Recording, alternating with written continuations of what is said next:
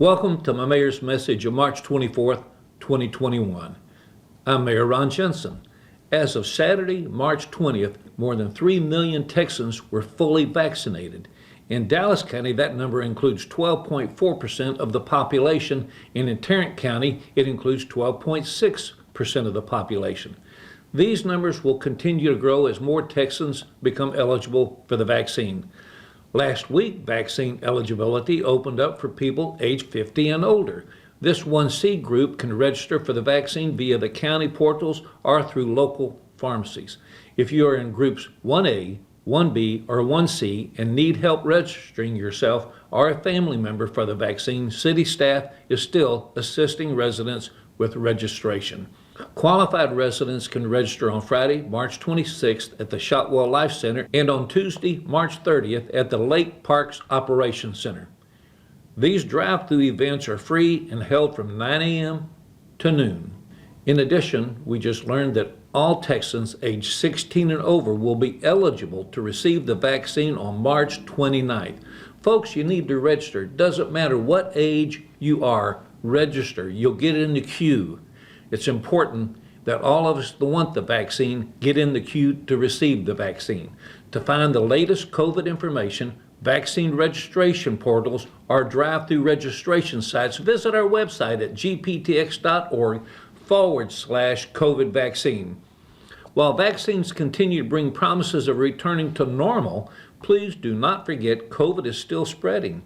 According to the data from Johns Hopkins University, Texas has the third highest death toll in the country, trailing California and New York.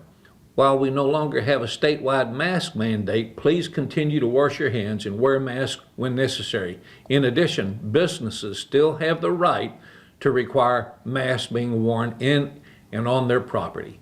For your safety, city staff will continue to follow recommended health protocols, which includes wearing a mask. If you visit city facilities, please know we highly recommend you wear a mask, but we are not going to require it. Now that the weather has warmed up, I'm seeing more people filling patios and restaurants around the city, and it makes me so happy to see you support our businesses. The Texas Restaurant Association estimates that 2,500 restaurants in North Texas closed because of the pandemic, including many here in Grand Prairie. This doesn't even account for the restaurants that were damaged by the winter storm in February and have spent thousands of dollars on repairs. Please continue to eat local and support our Grand Prairie businesses.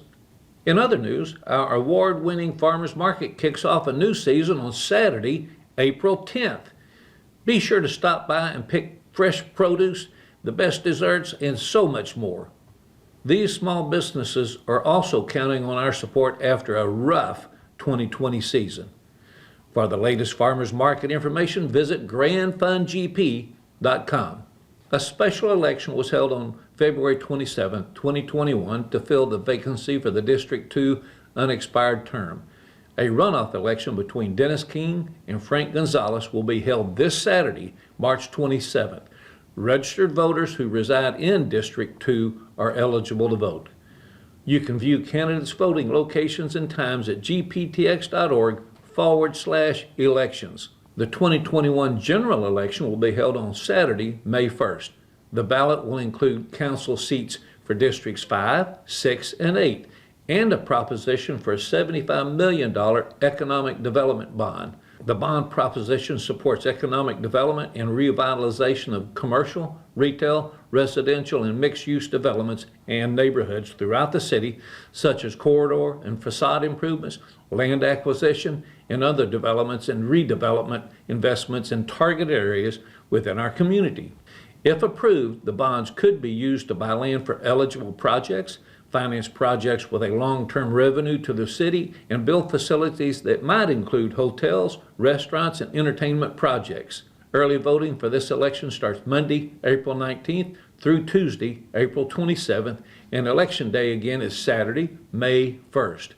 For more information, visit gptx.org/bond election.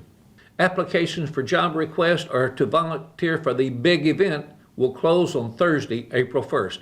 The big event will take place Saturday, April 24th and it's a one-day citywide volunteerism day in which volunteers are matched with qualifying service projects at homes or businesses of people who need them.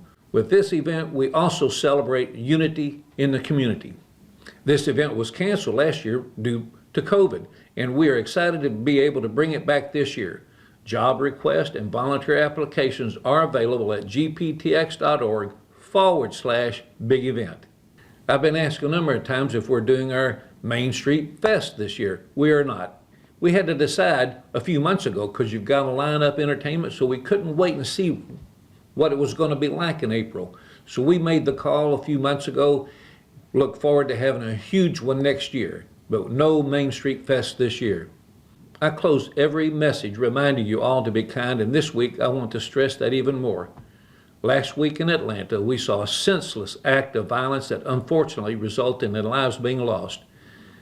We want our Asian American community to know we stand with them and want everyone to feel safe in the city that we live in. Officer Wynn and the Grand Prairie Police Department are going above and beyond. Let's take a look.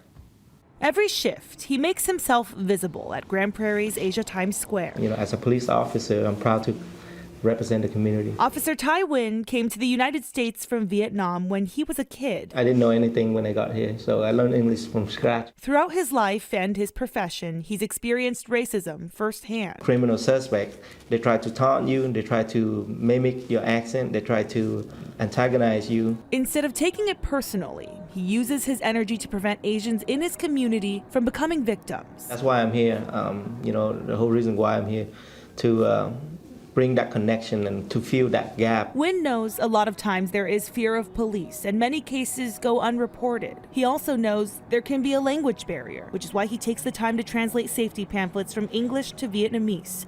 And he's glad to have diversity within his team. To have officers that can speak in that native tongue is instrumental. Chief Daniel Cesny says crime is down in Grand Prairie and the number of Asian victims is down 22%, but still. The feeling of security is just as important as security itself. He's increased police presence at Asia Times Square after the deadly shooting in Atlanta. It's sad, it's just make you angry at one point, because that person, that victim right there can be your own family member. They hope these steps can help prevent tragedy in the future. We'll stand with you shoulder to shoulder, not just for the coming weeks, but from now until forever. In Grand Prairie, I'm Tiffany Liu. Until next time, y'all stay safe, stay masked, be kind, and socially distance.